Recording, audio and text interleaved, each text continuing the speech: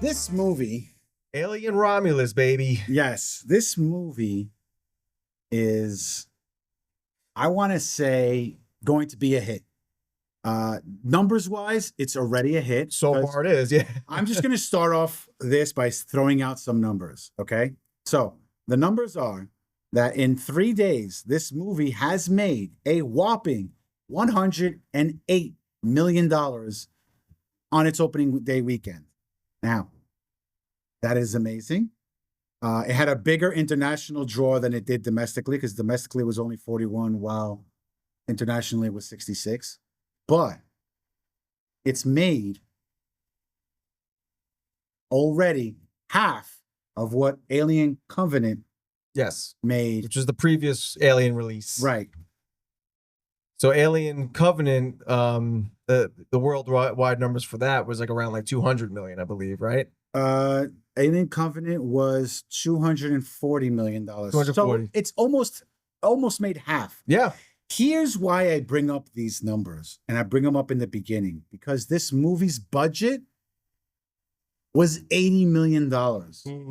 Now, they used every single cent of it. exactly. So they spent $80 million on this movie, and we got, in my opinion, a phenomenal bridge between the first movie, the first Alien, and Aliens. Okay? Yeah. Because this was a bridge movie. It was in between both movies. Now, this movie was phenomenal, as opposed to, let's say, a movie that came out last week, which was Borderlands, that had a budget of $115 million, and you were wondering where all that money went. And it shit the bed. Right, in all CGI. Yes, this movie had CGI.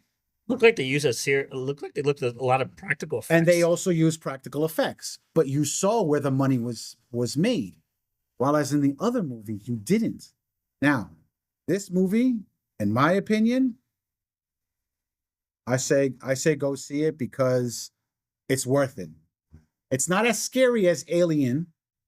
It's not. It has the horror vibe. I think it's well, maybe not as scary as the original, but it's like maybe the next scariest Alien movie in the series, in my opinion. And you think it's better than Aliens?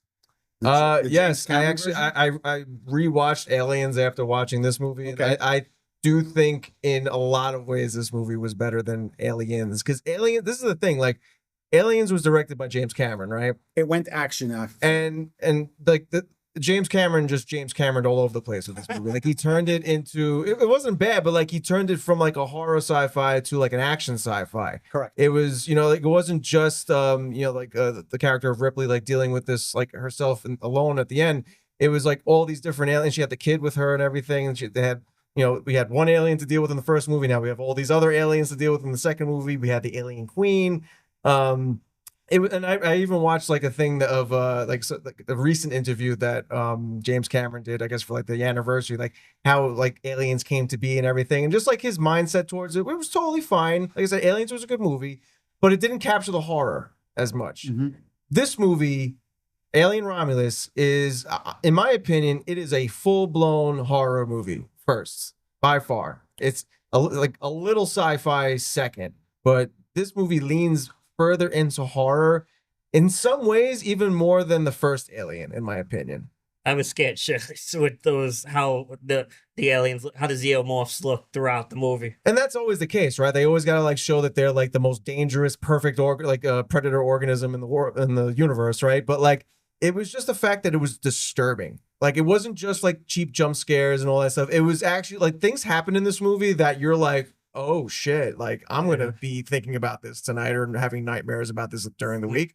We got certain, very violent or very, like just scenes that were almost like not depressing, but just like, man, like how are these people gonna, like how are the good guys gonna overcome all this? Yeah, how they get away with it. This is everything stacked against them. But like it was so like it stuck with you after you left the theater, which I think was a huge strength for it. So going into this, I wasn't quite excited, probably to both of you, because I know Aliens, big part of pop culture. I was never into the franchise. How this creative team made this movie is as a great standalone. I know throughout the film, John, you pointed out certain things like how it's connected to the first movie and one character returned from the first movie to help link the first Alien. You know, I went back and read Easter eggs. There was a lot of callbacks to like when Andy killing the alien, he said something bitch, you know. Oh yeah. The android alien Andy. Yes. Yeah, he might have been the character that stole the show. Anyway, as a We'll get to him in a little bit. So for sure. they made it, you know, a great. They linked it. It was a great link to the classic movies, but it was great as a standalone. I think a term used is an interquill because it's in between two established movies stories. A great example would be Rogue One. It takes place between episode 3 and episode 4, but it goes right into episode 4. But it's its own standalone story, but still connected to the bigger universe. And and it still told a great story. To me, I didn't know anybody in the cast. It felt like unknowns.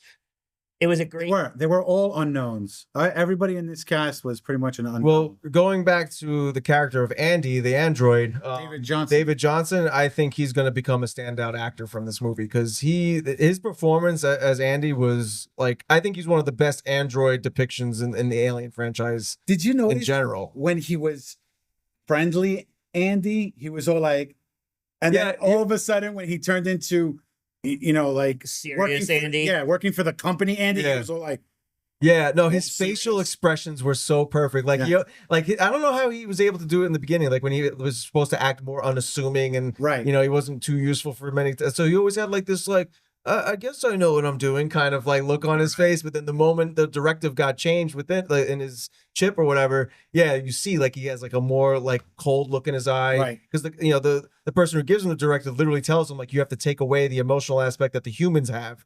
You know, with this mission, you have to do whatever it takes to get anybody out safely, even if it means sacrificing somebody else, which is like the overarching theme of this movie.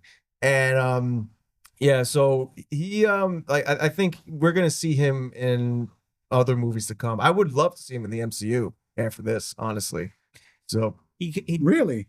Yeah, absolutely. I think he was a great actor. He did a great job. His portrayal kind of reminded me of Brett Sprinter who played Data in Star Trek. Like, I thought he was that good. Like, yeah, I could see that. Yeah. And his relationship with the main star, so Kaylee Spaney, who plays the main character Rain, who's like kind of like a kid Ripley in this movie. Yeah. Their dynamic was so good. Like her relationship with Andy, who, you know, he's an android, but she refers to him as a brother. You know, they have like moments that you see like their bond. They have moments where you see the conflict when he clearly has his directive change, like he changes his personality. She's heartbroken by it. So like, and I almost wish like the movie kind of stayed on that more. I feel like after a certain point, the movie shifted a little bit away from that. But I mean, that was definitely another strength too. It's just like the character dynamic was really spot on. Of course, with any horror movie, there's always going to be that one obnoxious asshole, you know, who's just going to die right away. Not right away, but be one of the first to. But we even like, you know, and that character too. Like we got a sense of why he was an asshole. Because a droid killed his family, I think it was. Yeah, killed his mother. So the guy is an asshole because he treats Andy like an asshole, and like you know, Andy being the very soft spoken, like, no, like, and you feel bad for him that he gets bullied so hard by this guy, but this guy has a very almost rightfully so disdain for androids because of what happened in the past. So it's like that was kind of explained, and that was like an extra layer. So like, you cared about these characters, like with all these things going on. And, by the time you get to like the end, which I guess we'll talk about. Sure. If it's spoiler free or spoiler or not. I don't know. We might as well. Spoilers. Yeah. Spoilers galore from this point forward. If you want to skip ahead, by all means, but you have been warned. I will say this though. What did you guys think of the CGI that was done for Ian Holm, who played also Rook? Spoiler, but yeah. The human alien. No, not the human alien. The guy who played Rook, but in the original movie he played Ash. Oh, the android from the first Alien movie. Yes. So I think it's not the same android. It's a different android, because, but like a duplicate of his model. Right. I guess. Exactly. Because the original, kind of like a clone, the original actor unfortunately passed away a few years ago. Yes. Yeah, but the way he was very old to do the role. Too. Yeah. And his family, like before they did anything, the director, what was his name? Fadi actually asked the family. Fadi Alvarez. Yeah. He asked the family if it's okay to do that. And they were ecstatic that something like this was being presented to them. And they were so happy. And they're like, yes, he loved that series. Why not? I'm sure they got some sort of compensation for having his likeness on there. But what did you guys think of? He played a good foil to the group. Yeah, go ahead. Like he was in their way. Like he was programmed to still achieve the company's objective, Right. even though everybody was fucking dead. Right. And he was trying to take advantage of Annie and the survivors. Like, oh, you got to get this back to us, The company. the Yeah. so and so planet. Yeah, like What were you gonna say? the black goo. Yeah, he was a little fan servicey, his inclusion, because they could just put in like any person as like another android. Yeah. And I think that was like kind of like an overarching theme too of this movie, that there was definitely a lot of fan service going on with it. But it wasn't a lot of people liked it. Dramatic though. Some reviews I've read like were or weren't a fan of that. But no, it wasn't like too like shoved down your throat in your face, like we're doing it just to do it. But I think he was probably the most blatant use of fan service, but it was still really good. And I think like, the type of character that his other model was in the first Alien movie, it coincided well with him having to just do whatever to serve the company. And he was a good link between Alien, not just Alien and Aliens, but also like Prometheus, which took place before the whole thing started, right? It was like the prequel movie. So, most people don't realize that Prometheus is a sort of kind of like prequel. Yeah. To By now, I think the people like when it first came out, I don't think people realized until the end of the movie, but that was by design. But nowadays, people like seem to know a little bit more. But you brought up Prometheus. Prometheus came out in 2012, and it made it's numbers time, folks. And it made $403 million, which was really good. Which is double than what Covenant did 5 years later. And I think at this rate, Romulus is heading in that direction after this first weekend pull. For sure. But I mean, like, going back to Ian Holm, like with him and the what he wanted to do with the black goo and everything, I think that was a good way to like kind of tie in everything together, which is like, again, if you're like a fan of the Alien series, you're gonna love this movie just because of how it kind of takes from all these different movies, even Alien Resurrection, which I think will lead into the biggest spoiler of this this whole review, is if you watch Alien Resurrection, it involves a human xenomorph hybrid, right? And we may or may not have gotten an extra version of that in this movie. Oh man, which I think it was the worst part of this movie. It was probably the most controversial part of this movie, because I wanted to like it. I wanted to be like I was definitely disturbed by it. I remember the whole theater going, oh, well, like when he like the baby. So the main character's friend, I forget her name, but she's pregnant herself in the movie, right? Which should have been like red flag indicator number one that something was going to happen. Yeah, what's K? Yeah, Kay. So Kay is pregnant. She gets attacked by a xenomorph. She almost gets killed, gets cocooned. She gets like cut in her throat like very badly, where she's like kind of bleeding out. But she uses the black goo that she was entrusted by Rain, thinking like, hey, if this, because they were told by Ian Holmes' character, the Rook, that if it has properties that can induce healing and get make humans the best type of species possible. So she's like, this is my only way to live, and I want to live for this baby. So she injects herself with it, and then by the end of the movie, she gives birth to an egg sac, which is like in a bloody way that is like gross as it is. But then you see out of this egg sac comes a human-looking baby, and it gets taken by a face hugger. And then the next time we see this baby, it is fully grown. Ginormous. Now I had to look this up because I had forgotten from Alien, from Prometheus. Oh, okay. I guess the engineers that were presented in that movie and like the things that they were trying to do with like their version of the black goo and like kind of like get DNA to like its highest point or whatever. The baby, the hybrid that we saw here, took the form that it did. And if you watch like Alien Resurrection, where there was also a hybrid, it looked very different from this. It basically like a xenomorph with like a skull for a face, right? Which was also disturbing. But so bad. This looked more human-like, right? It took the form of the engineers from the original, from Prometheus. So where our DNA was based off of. yeah, That's what they're saying. Like Right. the engineers were what created human life. right, and that's why this hybrid had like a human, even though the rest of it wasn't human, like a more human looking face than like what we saw. It was 7 feet tall. It looked like a cross. It literally looked like a xenomorph, but with a human head. That's what it really looked like. Yeah, and I think it was too quick.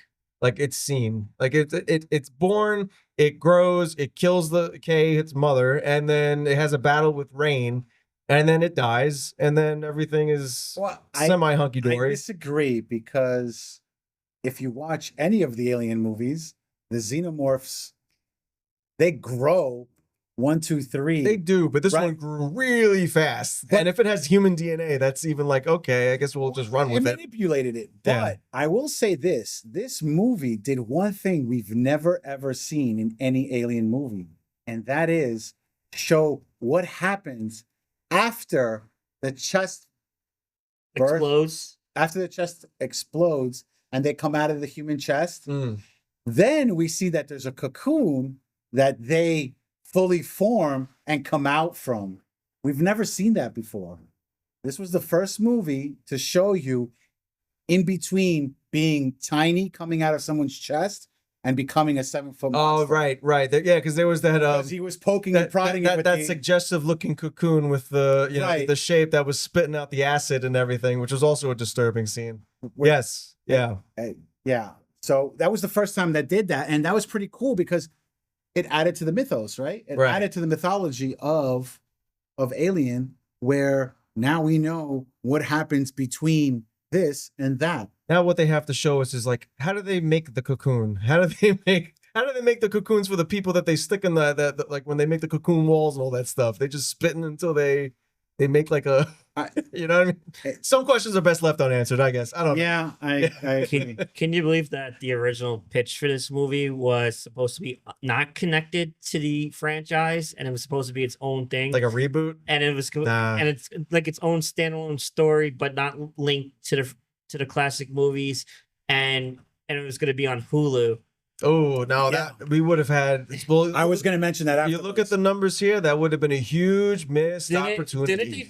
But the reason why they did that is because they saw how Prey did well on Hulu. I was going to say the Predator movie. on Yes. Hulu. Right. Yes. Because they saw how Prey did phenomenal streaming wise on Hulu. They were like, you know what? Let's throw a couple of bucks, throw in some marketing, and see how it'll do on the. Let's get on the big Ian Holmes' screen. likeness is back. And- No. But this was already like it was in the middle of production, or it was almost done with production while Prey was coming out, and that's the reason why they put it in theaters because they saw how well Prey did in Hulu alone. So they're like, well, we lost money on Prey. Let's see if we can make money on Yeah. Romulus. And original Alien director Ripley Scott was involved in production. He was Yes. a producer on it, Yeah. Yeah. so he He definitely left his horror touch on it, that's for sure. Okay, you brought up horror, right? There's one jump scare at the end of the movie that everyone in the theater was just like, ah! Which one was that? When Shit, I forgot. It was like literally like one of the last scenes, like right before. Oh, like right before the credits? Oh, I'm trying to remember what it was too. And it I know what was you're talking that about. one scene, and I literally saw because I went with Grim to go see the movie, and I would say 3/4 of the theater was like, ah, and they literally got Like, scared now what? because of that. And it caught everyone by surprise. That was pretty. Now going back to that healing black goo, if you remember when the camera pans over the computer screens and you see the lab The mouse. animals, Oh, the rat? mouse, Yeah. yeah, they explode. Yes. So the healing, They explode into aliens, to miniature. so the xenomorphs. quote unquote healing They doesn't- didn't know doesn't work. They yeah, didn't know that. and Which is terrible research because clearly it didn't take long for that rat And to go the- south. and the first scary scene I would see, I guess the first victim was the ball girl Navarro. When they had that X-ray device with you could Yeah. see Oh, her yeah, you skin, can see the and then when they saved her, when they freezed off the first alien that was on her face, but she was clearly still infected, and then they showed her inside, and you saw was it a cocoon that was inside of her? yeah. That was That was no the chest burster, like the babies, Yeah. both in yeah. but how they And then they did like, that scene was just so. and then she starts oh to my like God. collapse and she starts farthing at the mouth and Yeah, everything. yeah. It's just like so many scenes like that were just so like guttural and visceral that you're just like I said, like it sticks with you after you leave the theater. It wasn't just jump scares that made this movie scary. No. I completely agree with you on that. There are a lot of things in this movie that were of horror element, not your typical jump scare here Yeah. and there. But Like when the alien took Kay, like we thought she's pregnant. thought, that's we it. thought they killed them. Like wow, they just killed a pregnant woman. And then yeah, it was a two for I one. felt terrible. and And then then like, yeah, that's when Andy had the corrupt programming when he had the company's programming. and that happened right afterwards, right? Right. Yeah. But yeah, this was so. It was a great. If you're an Alien fan, this is a great movie. And And you know what? It's a good movie to kind of like just jump into, even if you're not like That would well versed on other. Because you're not like that would like be me. I Pancakes, wasn't an Alien fan going into this. But you Not didn't that really need to know. yeah, not that I disliked it. Would never, I had no intent of ever getting into it, but I just really enjoyed it as a good movie. Yeah. Like I wish I knew the lore and the connections more. I obviously went back and checked Easter eggs after.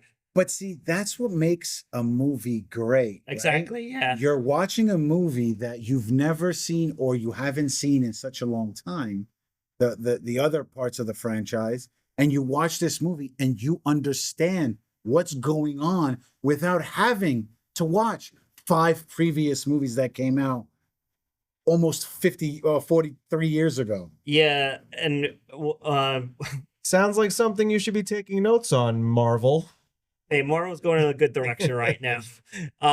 Again, so- one movie doesn't mean good direction. But Anyway. So one thing I thought might happen, but was far fetched considering the timeline of the movie, was somehow put in a Sigourney Weaver cameo. Like, but you said her character, She couldn't have been. Yeah, she her was. character's in a deep sleep at this Right, point in timeline. right. Like, would there be an image of her if she's gonna swoop in and save Kay? Again, this is No, coming no. from somebody that doesn't Then it would have that broken doesn't all know the- canon. that doesn't know canon. So Right. Because like they explicitly say like the movie takes place almost like completely halfway between Alien and Aliens. Because Right. Aliens was like she wakes up 50 years after the events of Alien, and then this movie they said like takes place like 20 years. Yeah, 20 or so years after the Alien. So, yeah. let's talk about plot holes, because my biggest issue with this movie is the fact that the point of them going to that ship was so they can leave the world, their Earth, Get a better life. to get a better life. Now, they randomly have a spaceship and they're like, hey, let's go to this station that nobody realized is up in the sky or in space, rather. Well, they wanted to loot it, right? Then they want to Right. They wanted to loot it so that way they could get the nitro, whatever it is, for deep space. Right. So they could do the deep sleep, right? Fine, I get that. But you mean to tell me that whole Earth does not have anything that is watching space saying, oh, this is something big. Maybe we should go check it out to see what's on there. It's our property. And how did the kids or these young adults even know about the floating my point exactly. space Like, station? Well, I thought they came across it by accident almost. Like they were and you mean to tell me all the technology that government had or the company the had, colony, yeah. yeah. they didn't see it? I wouldn't call these plot holes. It was just a lot of plot conveniences. Okay. And if you want to stretch your disbelief like a rubber band, you might need to a little bit, but that's just what happened. And they did steal that ship, I think. Yeah, but that's not the point. The point is that how did they find this and the company didn't? And Rook is all like, oh, we need to bring this back to the company. You mean to tell me nobody came to that space station for it sitting there for 20 years? Nobody found it and said, oh, hey, let's go inside and see what's up. The only reason that what are these things called again? The face huggers. The face huggers. So you mean to the face huggers were not just running around on the spaceship. The only reason they were out was because They got let go. They got let go. So anybody could have went in there, saw what was going on, and say, you know what, let's blow this place up to kill these things. Or let's find the androids here and find out what information they know. They could tell us everything and we'll do better. Instead, they didn't do that. What did they do? They just let it fly in the sky. Yeah, I think if that space station was like actually out in space and not like within the atmospheric area of the planet, I feel like that would have been more believable. And they just so But- happened to get there 48 hours before it's supposed to hit an asteroid belt. Right. Yeah. I think That was that. it's like I said, it's not plot holes. It's not completely impossible, but Conveniences. it's a lot of conveniences coming together like a puzzle to make the That- plot work. I get it. I That- get it. That definitely was the space station from the first movie, right? That they No, it was. I thought it was, but then It's not. when I realized it was a different, like Rook was different from Ash, I was like, oh wait, no, this is a Yeah. different thing. Yeah. Oh, gotcha. hmm It was a similar station. Yeah. From an alien movie that we never saw, essentially. He's essence. not wrong. He's not wrong. Yeah. So anything else you guys want to bring up? Like I Go said, go see it. yeah, I mean, it's making the money that it's making for a reason. If you're an Alien fan like me, you're gonna love it. Even if you're not an Alien fan, it's a good entry point to get in. And I'm looking at the wrong camera. Hey, but yeah, no. In essence, like honestly, I would even say this is probably in my top 5 movies of the year so far. Oh, really? Maybe even top 4. But it was Wow. it was really good. It was really well done. Interesting. Yeah. Pancakes. What about you? It definitely cracks my top 10, but it's definitely, I went into this with no expectations. Not that it was being good or very bad, but I just enjoyed something I didn't think I would enjoy. So That's good. Now rewatched the original Alien. Make sure you do absolutely. it with the lights on. I don't want you to get No, scared. with the lights off. So that's what we think. What do you guys think? Did you see it? Did you love it? Did you hate it? Do you think this is one of the top 3 alien movies? I don't know. I would say it's in my top 3. So yeah. Other than that, let us know in the comment section down below.